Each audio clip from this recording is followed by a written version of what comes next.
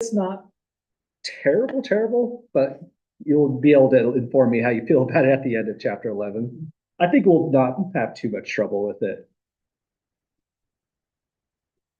But after people get out of Calculus 2 and take other classes and this stuff comes up, they're usually not super happy about it. So that kind of informs me as well. Well, that's good. It turns out differential equations is a place where it does come up. So we're going to do a problem in 9.5 that connects to chapter 11 to explain why we need it. But it just depends on who's teaching differential equations. Sometimes that people that teach it skip all this stuff entirely, probably because they didn't like it either. Who knows? But looks like it's time to start. Welcome back, everyone. Today's class, we're finishing the last, essentially an application to chapter 7 on integration, dealing with a few more differential equations, a specialized kind called the first order linear differential equations. There's several applications here that we'll take a look into. One application is going to be circuits to see how all this comes together with stuff like Kirchhoff's law, probably misspelling that, and other interesting ideas. The other application is why, again, we need chapter 11. We'll see another differential equation, probably the easiest one on that whole document, that turns into a chapter 11 problem out of nowhere, which is really surprising. But that's where we're at so far. And this week is also really pivotal for us because it's midterm week. Congratulations, folks. We're at the halfway mark. What happens on midterm week is nothing special. It's like an ordinary week for us. On Friday of this week, or report your overall grade as it stands after doing all the grading. That's just going to turn into your midterm grade. But more importantly, midterm week, at the end of this, whatever section we finish fully, it'll be the last section on our second exam.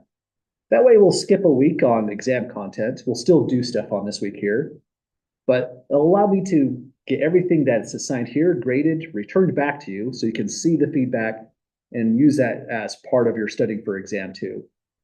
When we get to Thursday of this week, however, if you have any questions relative to exam 2 review material, that's going to be on the 13th.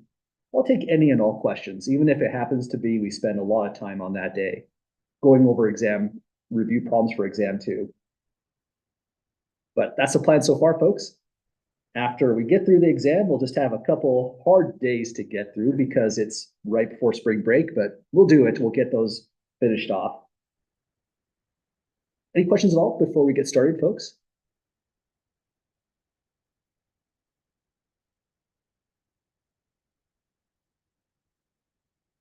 Okay, well, let's take a look at one last class of differential equations. What we're doing in chapter 9 in a real sense is kind of weird because if you took a differential equations class, you redo all of these topics, every one of them. So again, we're only viewing this as just an extra application to integration. And in some people's programs, even if you are taking Calculus 2, sometimes you do get into a little bit of differential equations, and that's part of the motivation of why it's here. Some people taking Calculus 2 could be taking the right class concurrently with no fault of their own, and they suddenly need some of these differential equations. But this isn't quite what we're doing just yet. The major content is right here, coming up with the integrating factor that you multiply both sides on the equation so that it's suddenly integrable. But this is a really important problem right here. Sometimes in your homework questions, and this could happen on a real exam question or real final exam question, all you're really doing to solve your differential equation is using the product rule. This is a first order linear differential equation, but it needs nothing fancy. You want to always kind of eyeball this when you're looking into solving these on a homework assignment or in an exam setting. First thing we'll do is state the product rule because that's what this section is all about. So here it goes. If you take f of x times g of x prime, there's several ways to write out this product rule. But one way that's kind of convenient in this section is to write it out by going like this: f of x, g prime of x plus f prime of x, g of x. As long as you have two terms and one function, and then the other is differentiated from one term to the other, you've got the product rule. And this really helps us out when we go to solve this differential equation. Let me start by just copying it down below. X cubed y prime plus 3x squared y equals tangent x. So my claim is we're looking at a product rule already on the left-hand side. This y prime right here connects to g prime at x. Then the trickiest part about this is if this x cubed and this 3x squared works out. What do I mean by works out is these have to connect through by differentiation, d by dx. So this arrow says differentiate x cubed. If you really have 3x squared here, then you're really looking at a product rule. This y connects with g of x. This is the function x cubed, and if you differentiate it, yes, you do in fact get 3x squared, connecting back to f prime of x over here. So since everything is the output to the product rule, we get to go backwards. This is the weird part about it. We're using the product rule in this direction, right to left, to put in x cubed y and a prime in on the left. So that is pretty much it. The biggest observation of this section, that sometimes linear equations, the first order linear ones, this is all you have to do to solve. Right-hand side is just tangent x. And the reason this solves it for us completely is the left-hand side basically takes us back to day one of the class where we investigated weird integration review problems like if you integrate x cubed y prime, what's the output of that? Well, it's the integral of a derivative. You just get the thing inside right here, inside the derivative even, coming right back. You also have to integrate the right-hand side. So here's tangent x being integrated.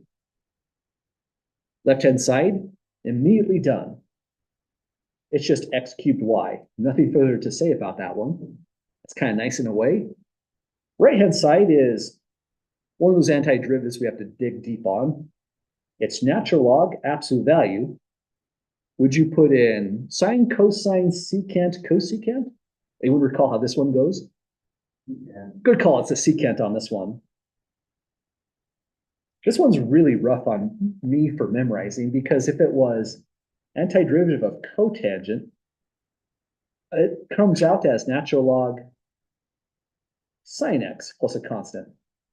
That's just the way our author formats these, kind of a pattern break, but that's because there's really a negative sign in front of this one, which if you use properties of logarithms, cosine to power -1 becomes a secant. So really the same sort of pattern, just doesn't look the same. And now at this stage, don't forget to add the constant. And you are essentially done. Just divide by x cubed. Y is natural log absolute value secant x plus a constant. Division by x cubed is the solution to that differential equation. Well, it's the general solution. Pick a constant c, any constant you like, and it will solve that original differential equation. Well, that's kind of a weird problem, right? It's, in some sense, trying to take the same approach that we did of separable equations. Arrange everything just right. Integrate both sides, and then you're on your way. But the difference in section 9.5 now is arranging everything just right means your left-hand side has to be the output to the product rule so that you can reverse it and then integrate it. It's really just an extension of section 9.3 in a certain sense. If the left-hand side isn't already the output of a product rule, then we just have one additional step. The integrating factor will force a product rule on this side right here. So that's the next page of the content. Let's give it a try next. So it says a first order linear differential equation can be written in this format. That's the preferred format because when it's in this format, it highlights this function right here, the p of x function. Everything is important. The q of x function could be a constant. It could be cosine. It could be, well, like here it's a constant. But p of x is really fundamental for the next steps. And let's say here, we want p of x to be continuous at q of x on a common domain, but this is the next step. To solve this equation, it is sometimes necessary, notice the wording here, only sometimes, like the last problem, it was not necessary, to multiply both sides of the equation by I of x, the integrating factor. Let me see if there's a better way to really show this. There we go. E to the power of, that's kind of weird already, right? The integral of the p of x function. So we would multiply both sides of this equation by that right there. Now this works on the very first problem we did. On the very first problem we did, we could come up with the integrating factor. We'll multiply both sides of the equation by that, but we would essentially go in one big circle. We would end up at the original question we started with when we go to solve that. So when it is sometimes necessary, here, check if left-hand side is the result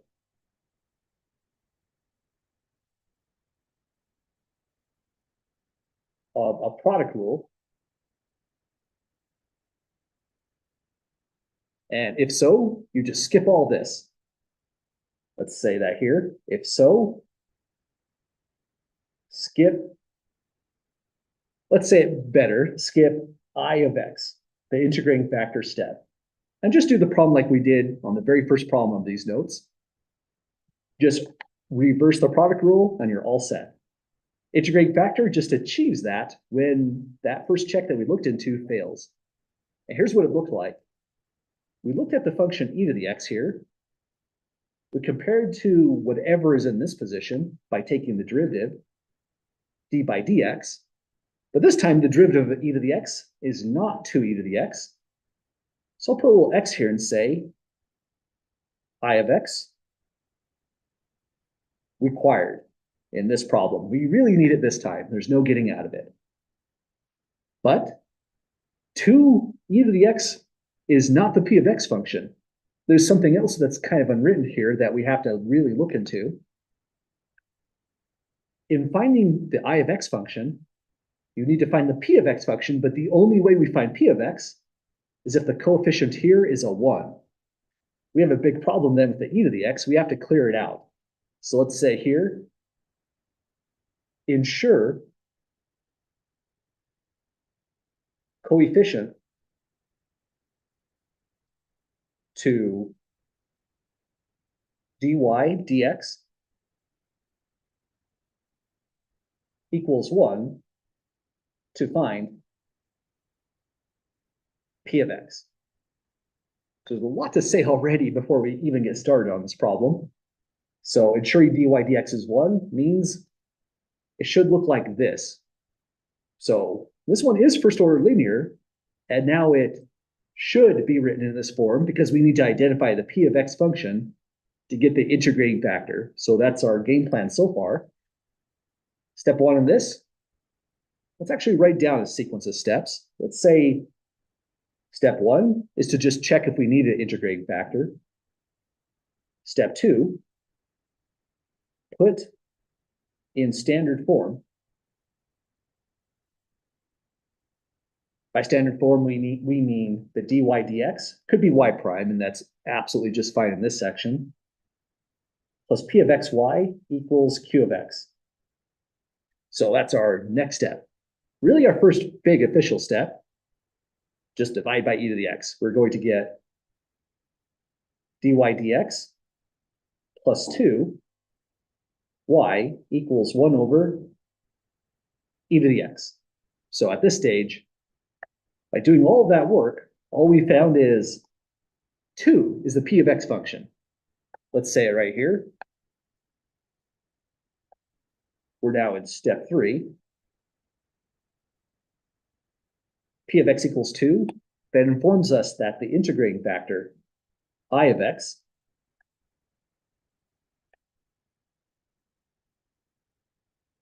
is e to the power of the integral of 2 dx.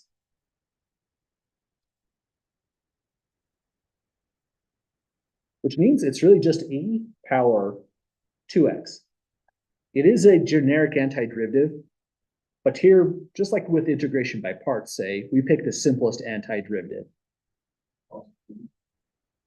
Well, we want the simplest in the sense we are setting the c to a 0 on this one. So we don't put in the plus c on this for the integrating factor. You know what? That's already a good comment to add on to here, right at this stage. We pick simplest anti-derivative, which is us saying set c equal to 0 essentially. Then take the integrating factor and it says multiply both sides of the quantity, or excuse me, both sides of the equation by this expression, I of x, which is e power 2x in this problem. So we now have this whole equation turns into e to the x dy dx plus 2 e to the x y equals what? Oh, geez, sorry. Yeah, absolutely. I made a mistake here, 2x, and stick on this one as well. This should have been e to the 2x times 1 over e to the x, not a 1 on that one. Thanks for spotting the exponent on that one. Now with this really better corrected form, here's where we go to the first problem of the day. First problem of the day was us just doing a really fast check right here to see if everything is in the right format to reverse the product rule. But we do that each and every single time. So down here, let's take a check again. This is a kind of an internal check for consistency. It's more about, did we do the integrating factor right? And did we do the e to the 2x part right? We discover that right away if we didn't make this correction right here. So e to the 2x, compare it to that value right in front of y by taking the derivative, d by dx. But the derivative of e to the 2x through the chain rule really is 2 times e to the 2x. That tells us we are on the right track. And we're really just picking up by what we did on the very first problem on these notes.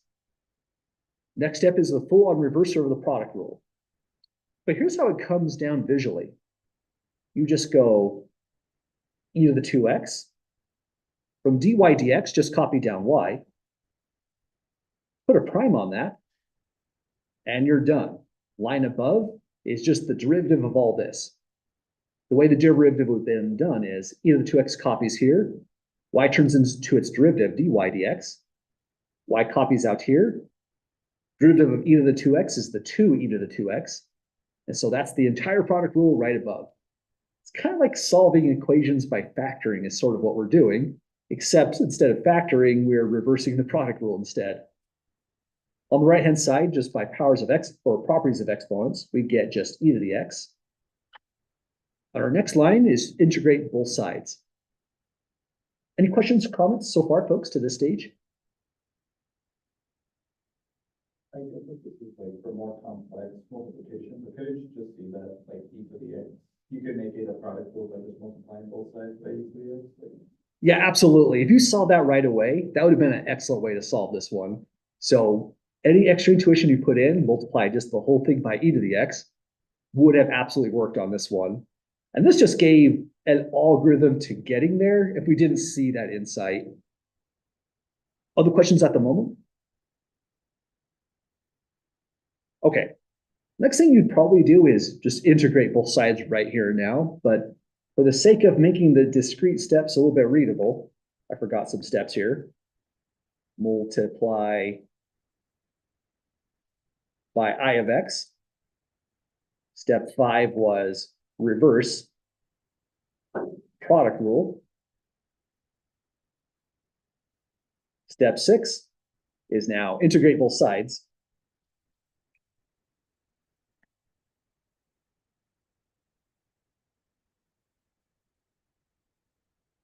Lots of steps when you actually go to write down every single discrete step. But back down to here, just to make up the notes readable, if you come back here, I'll show this additional step. Usually it's just done right on this line, but it's going to be e2x y prime dx, integrate e to the x dx. With everything working out with the product rule, left-hand side is immediate. It's e to the 2x y. Antiderivative here is just e to the x. We add just one constant, which always seems weird, even though we integrate it twice. But think of there being a C1 here, a C2 on this, and we just moved all the constants to one spot. C2 minus C1 is just as arbitrary as an ordinary one constant C is. Last step. Step 7 is solve for y. So y is now equal to e to the x plus a constant divided by e to the 2x. And it's up to you at this stage if you want to do anything extra algebraically. Maybe do a cancellation of e to the x here and here, which means you have to divide by it here, or leave it in this format, kind of up to you. Any questions at all, folks, with that full process so far?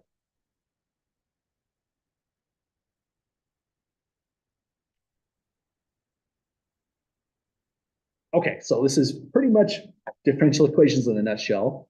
We love the separable equations because they're easy to get going, fast to start. The first order linear equations, they're a lot to look into when you really write down the steps. With practice, it's easy to see how these are really come together. We just need to do about a dozen problems or so. But the nice thing about first order linear differential equations is we don't run into this issue from last section in 9.3. Problem number 7, same with one on the notes, had to be left in implicit form because when we went to solve it, we are going to come up with something that is just algebraically prohibitive to even attempt a solution. But here, that doesn't happen. Every time you go to integrate this side, you just get one function times y, and you just divide by that function. You always get the explicit solution. So that's the benefit of these kind of equations down here. We don't have to worry about extra problems algebraically when we get to the end. But for the next problems, all we're kind of doing is practicing different versions of these, and here's the next version. This one's kind of a nasty one to throw into an exam, but it makes a good homework problem or lecture note problem. For me, what makes this rough is if you're looking into a first order linear differential equation, you want to have the thing with the prime coming first. So our very first step on this one should be correct the format.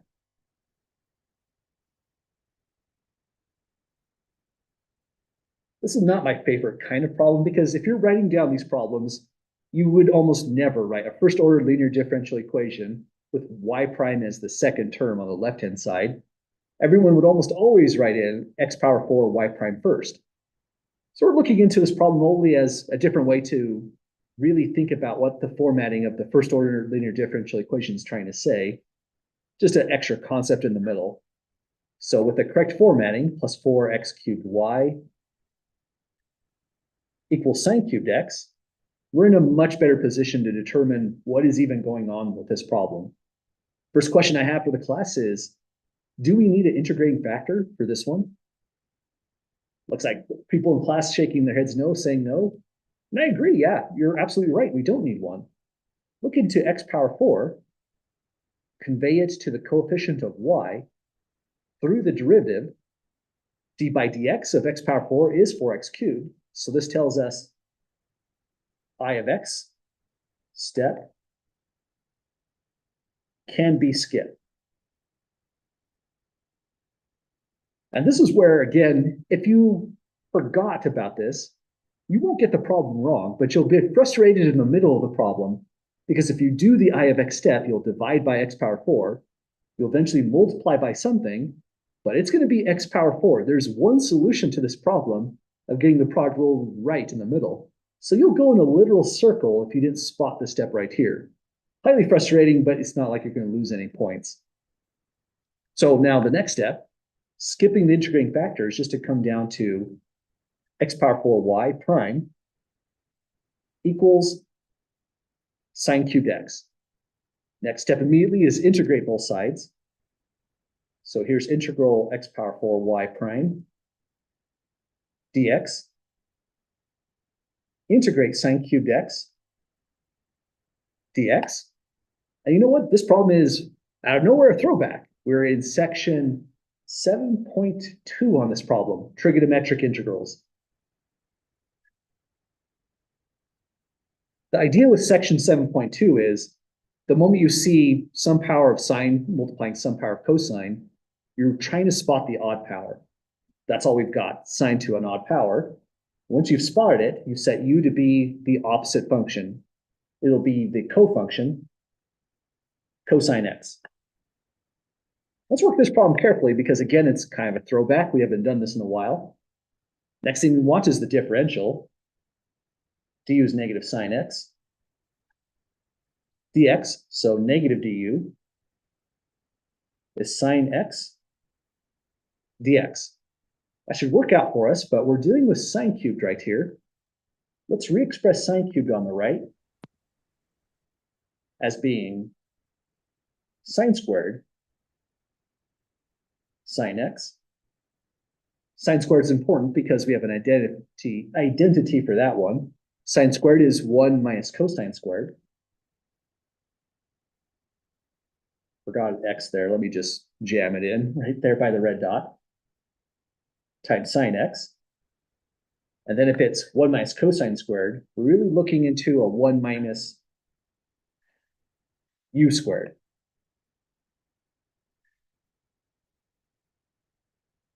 Sine x. We'll give up 1 sine x through the du differential operator. So we're pretty much on our way on redoing this integral. The one on the left is totally done. It's just x power 4y. The one on the right, however, first let's see what happens to sine cubed. It turns into 1 minus u squared. Then there's an extra sine x. It gets wrapped up with sine x dx, turning into a negative du.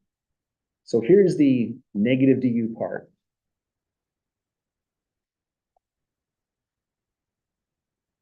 So now, this format, we're ready to just power through the rest of the integral.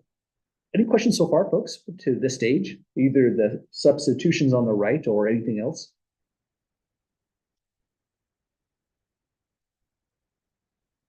Okay, let's finalize this then. We have x power 4y negative. Antiderivative here will be u minus a third u cubed plus a constant. Last thing to do is to undo our substitution, u is cosine, and also divide by x power 4. I'm going to format the division this way. Just take x power 4. I'm going to go 1 over x power 4 this way, instead of making a big fraction with a fraction in the numerator. And then I need to remember there's a negative sign. Well, there we've got it. U turns into cosine x minus 1/3 cosine x cubed. Add the constant. At this stage, I probably would just leave the answer in that format. I don't know if there's any value distributing this 1 over x power 4 on the inside. Some people might factor out cosine x, but as usual, you need really good reasons to do a whole bunch of algebra on this. This is a pretty natural stopping point for a no context differential equation. Any last questions, folks, on maneuvering through this one?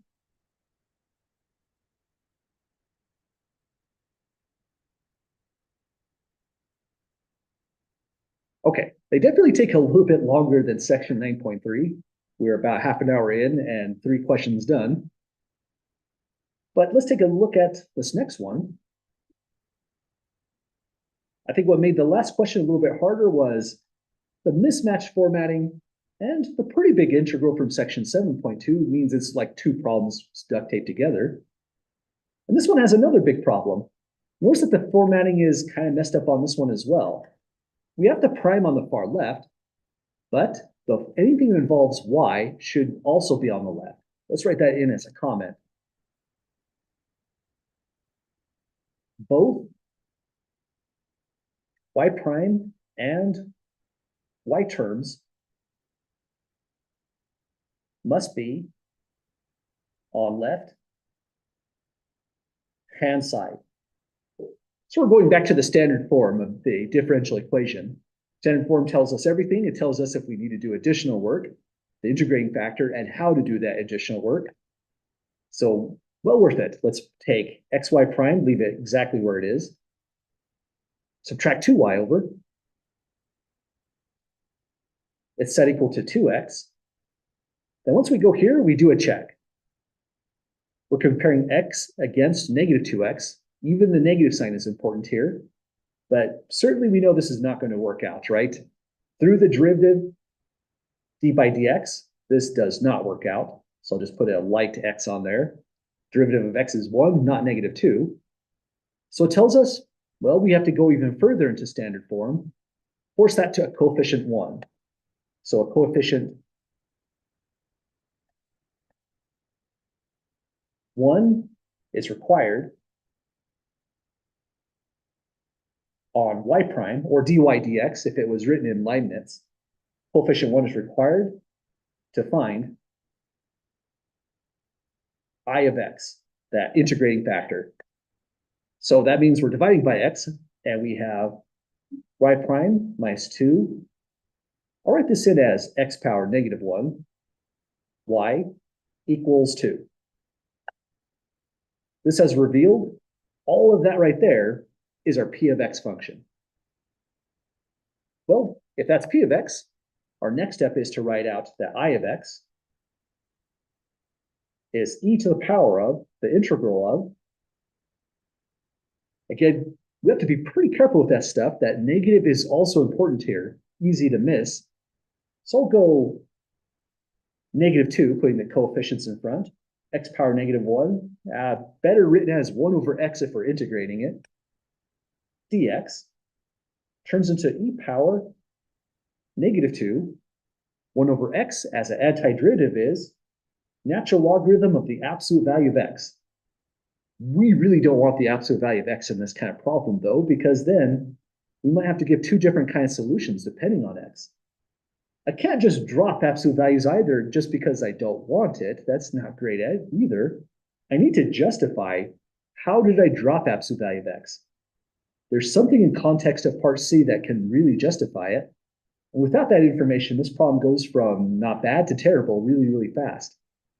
Anyone see the justification of dropping absolute values? Absolutely. We're solving an initial value problem where that 2 right there has picked a value for what the antiderivative should be. So let's say right here,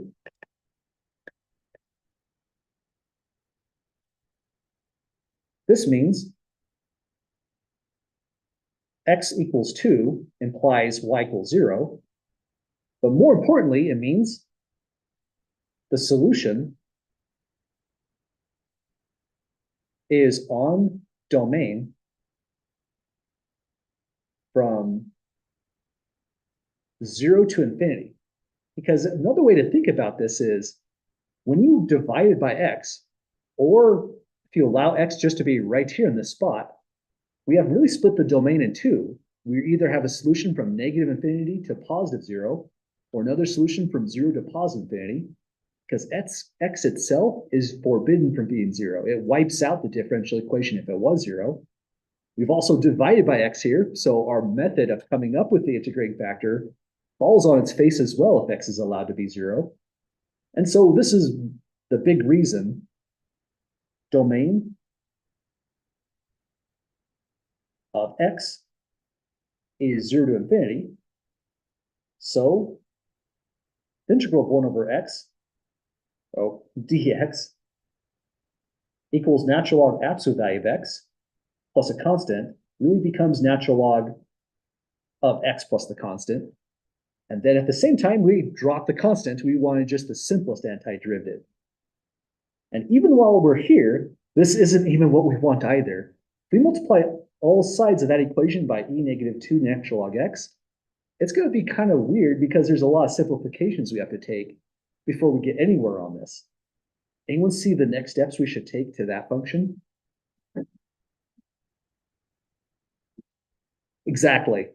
And that gives us a weird algebraic difficulty. The natural log cancellation actually can't even happen on this step. We do want it to happen, it must happen, but it's forbidden right because of that negative 2.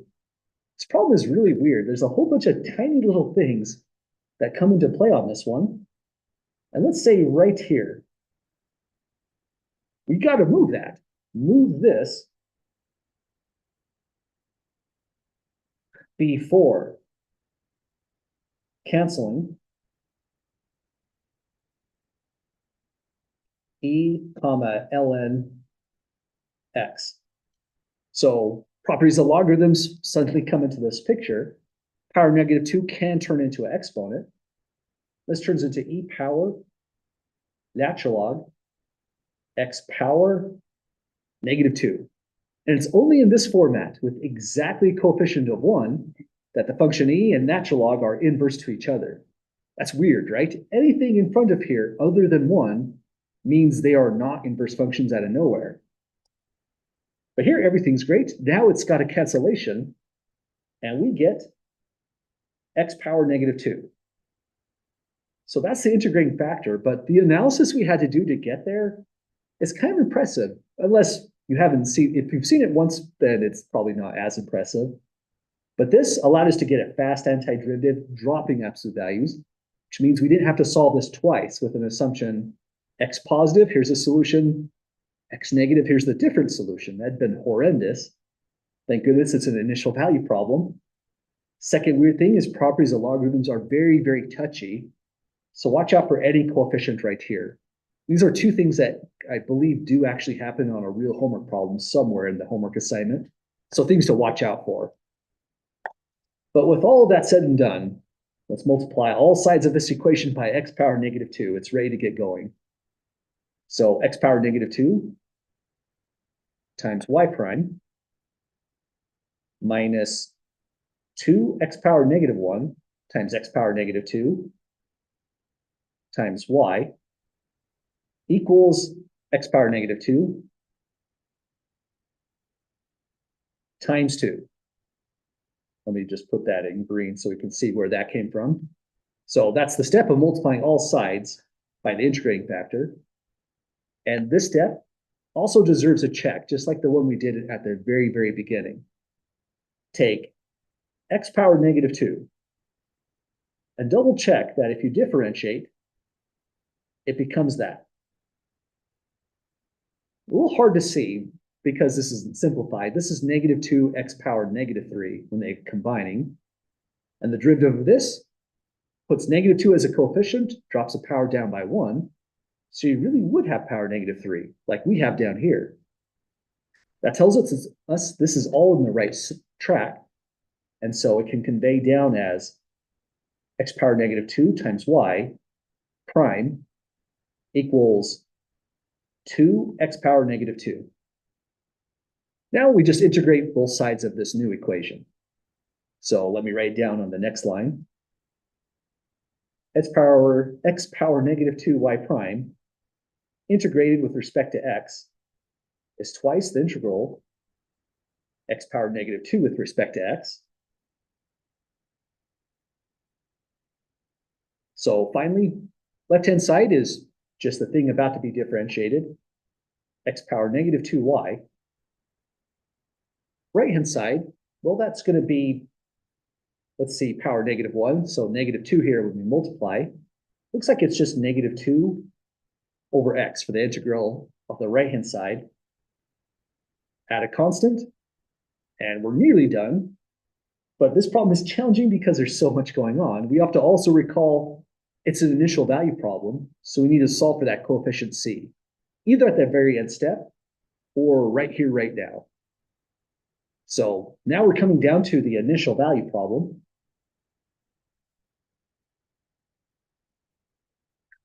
Here's the initial value that when x equals 2, it implies y equals 0. Okay, now we can scroll down. Let's plug in those values. We'll have a 2 power -2 here times 0 equals -2 over 2 plus c. So that's initial values plugged into this equation. And over here, this is a fast solution. 0 equals -1 plus c. So 1 equals c altogether. We take that information, plug it back in, and almost there. So x power -2 times y, -2 over x plus 1. Last thing we're doing is just multiplying both sides by x squared. And x squared multiplying the left-hand side kills x power -2. So we just get y equals x squared, -2 over x plus 1. And I wouldn't complain if you left it in this format, but this is a good one to really distribute through because we have like bases. We might as well simplify this a bit more. So y equals -2/x plus x squared. Finally, that's our solution to this original differential equation way, way up here. That's kind of hard to see. Any questions at the moment, folks? Any bit I should zoom in on a little bit closer?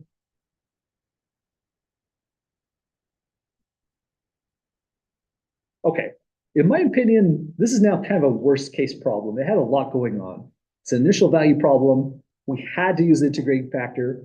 The integrating factor takes a lot of mental, careful evaluation to get exactly. And then it's still kind of a long problem, even after all those details, because there's just a lot to compute, rearrange, and show, thanks to the initial value condition. But if you get stuck on any of these, if you go and find the integrating factor and you do this check and it doesn't work out, don't hesitate to email, reach out. Take maybe a picture of your integrating factor and I can double check those steps with you, seeing what's going on with the problem. But looks like we're on to the next problem. Any last questions at all, folks, before we move over?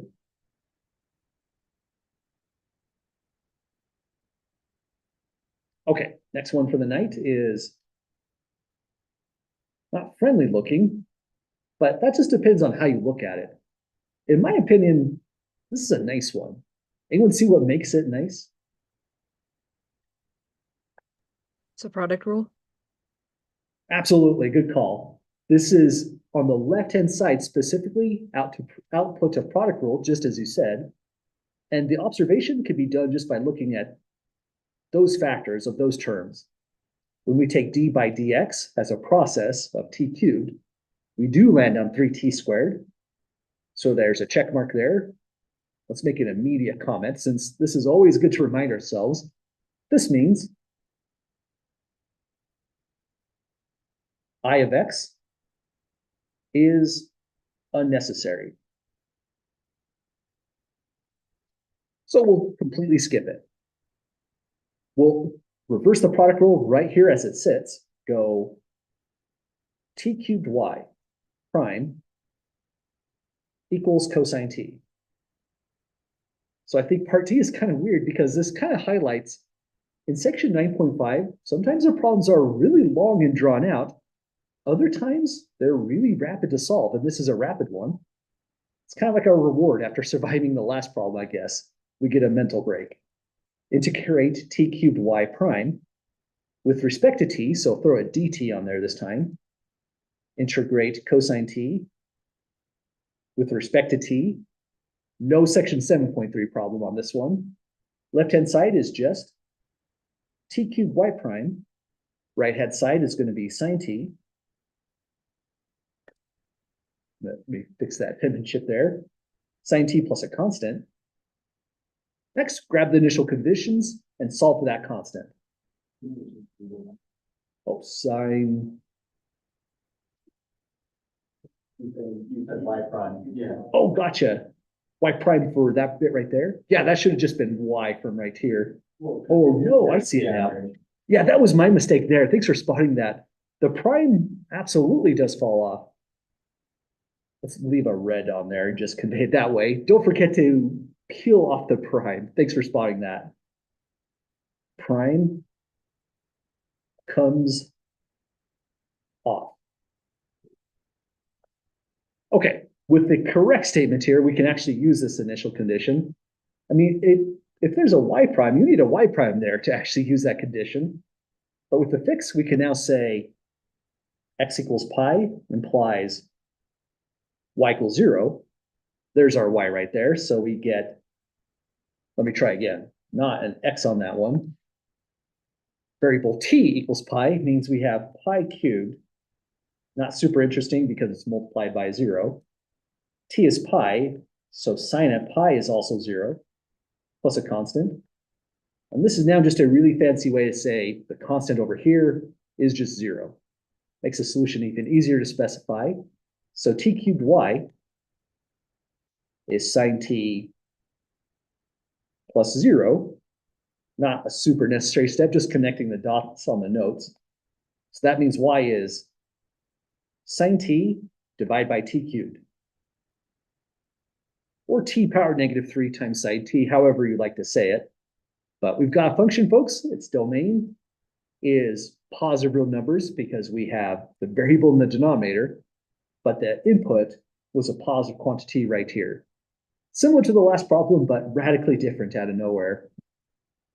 Any questions at all, folks, on getting to the end here?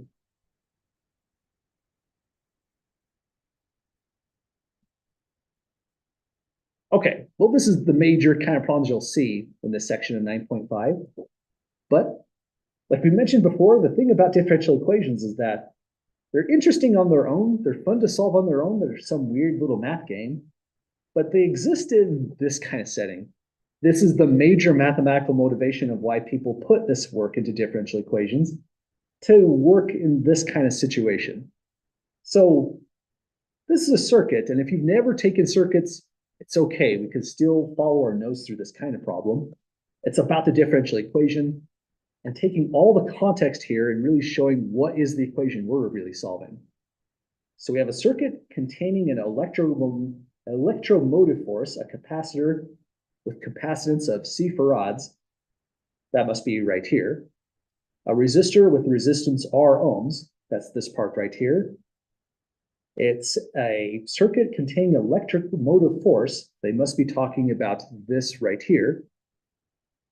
The voltage drop across the capacitor is Q divided by C, where Q is charge.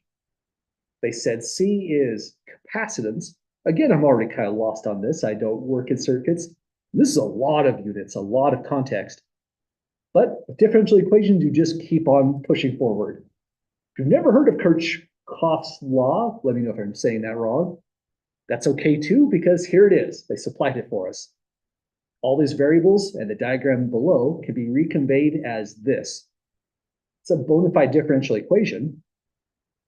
Using extra information all the way back from example 3 in section 3.7, this kind of problem came up before. It says I. They're referring to this I right up here is the rate of change of charge. What was I though? Did they ever define I? Huh. Well, it is defined here. It's the rate of change of charge. I would assume it has a different name as well, but undefined. Now, finally, they're giving us some values. It says here, suppose the resistance is 5 ohms. We're talking about this part of the circuit, and they're also talking about that coefficient. So we're starting to get information we can plug in, and then this turns into a differential equation not too different than, say, this one right up here. But what else do we have? The capacitance is 0.05 farads. I'm not too sure how to pronounce any of this. So 0.05 farads, where does that go? Look, it's got to be right here. C for capacitance. And next, battery gives a constant voltage of 60 volts. When I read through this problem, it's a problem typed up verbatim from the textbook. This was the hardest part for me. A battery gives a constant voltage. Anyone see what part of the diagram or the differential equation we might be talking about?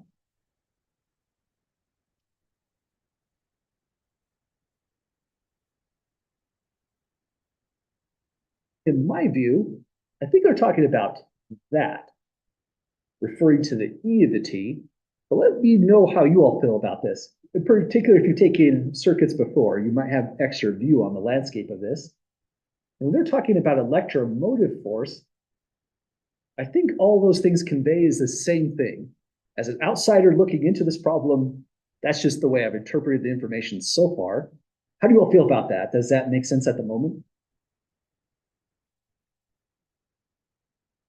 Okay, with what we've got, we can now plug 60 volts here. I'll drop units since these units are not easy in the first place, and I want to focus on the differential equation.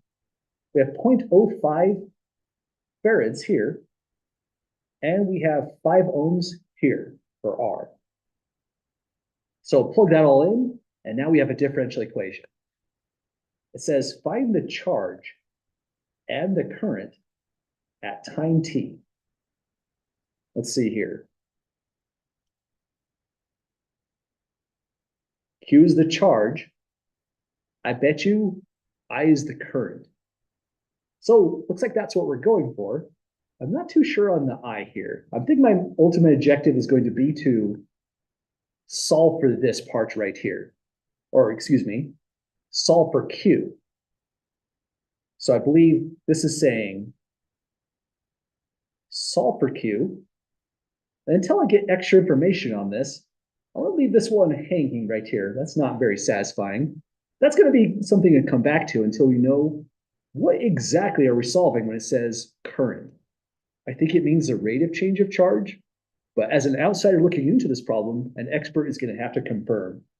So I'll come back to class on this one and let you know what I find out. That deserves a quick reminder. Let's put it in over here.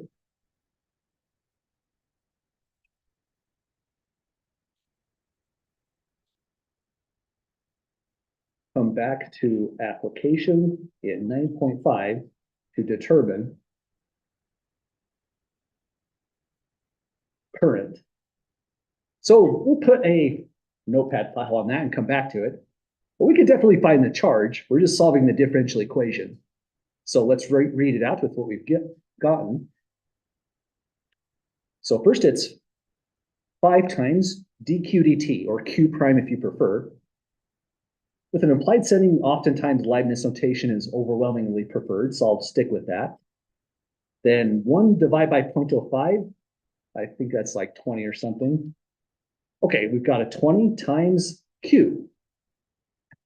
I'll write it out this way since I did a whole operation on that whole thing. Just call it 20q equals the 60 volts.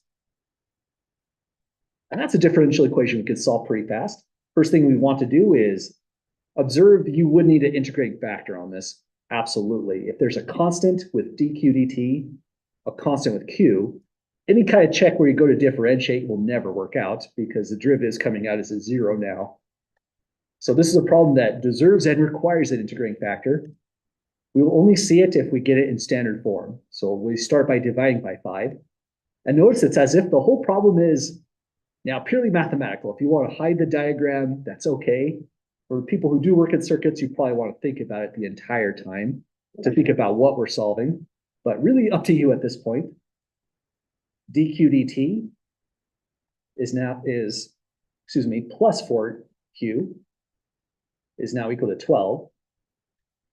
We have an integrating factor 4, so we can say I of x is a base e exponential to the power of 4.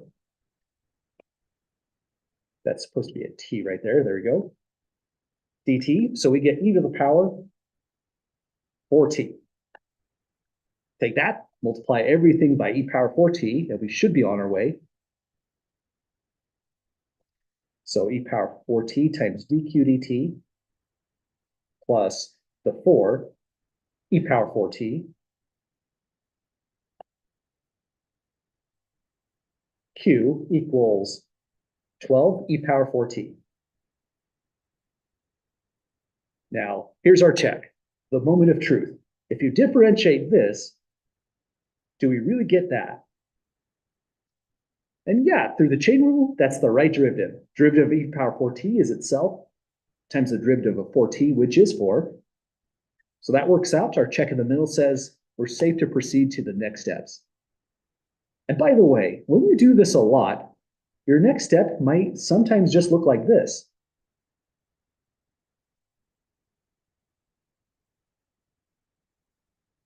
We already know that we're undoing the product rule and integrating, and when you do that, you just pick up the coefficient here, the function q.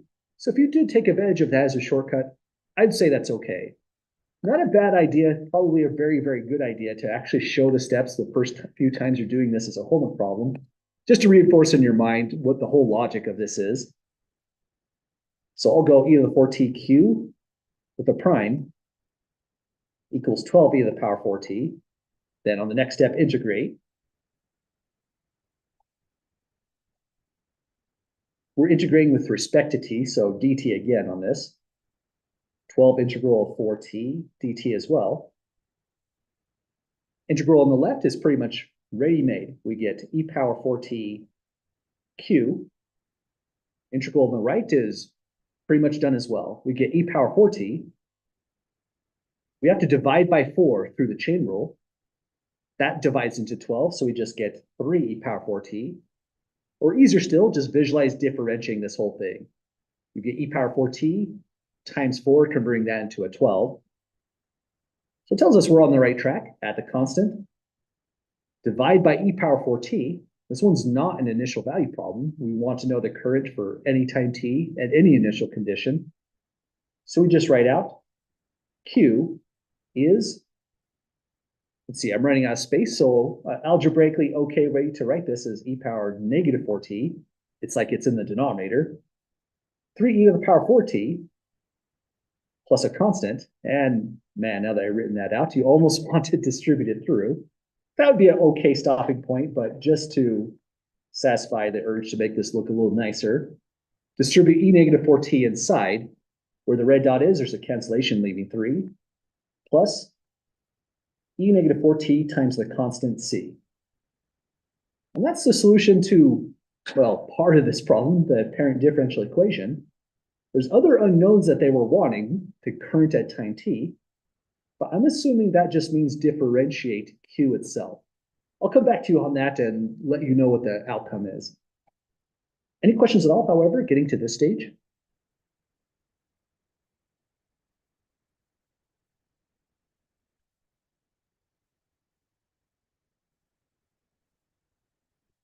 Then it said q is equal q of 0 equals 0 c. Oh, there is. I totally missed the initial condition. Good idea. Let's make this our last part of the day. Thanks for spotting that one. So the initial condition cannot be ignored as well.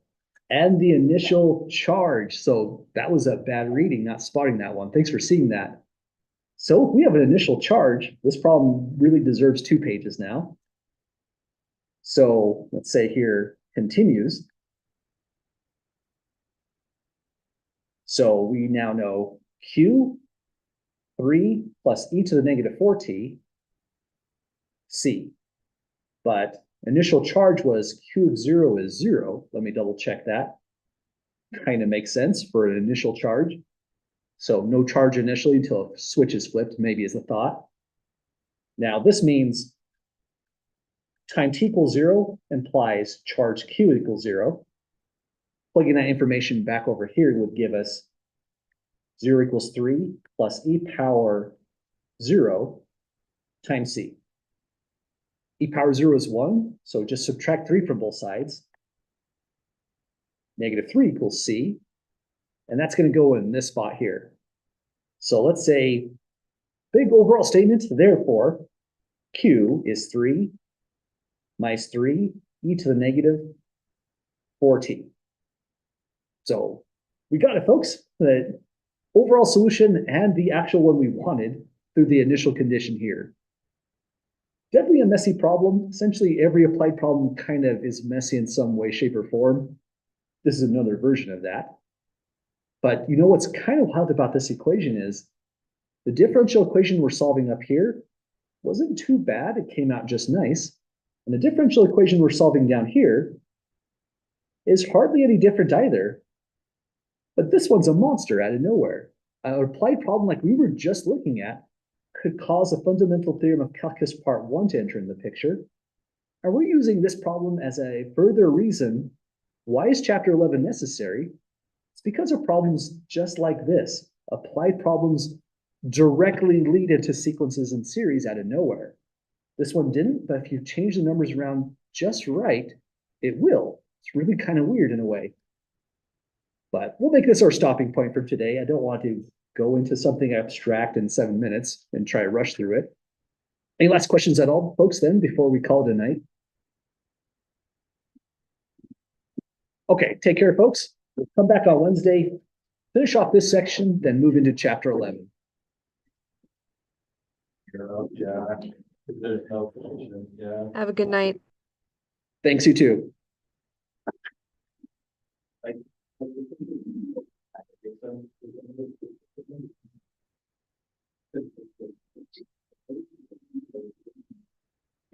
Any drag? Well, it's not moving, so yeah, it shouldn't have any drag.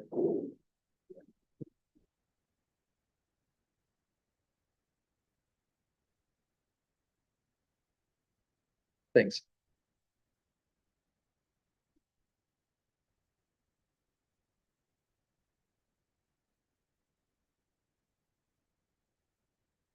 Wait, wait. Yeah.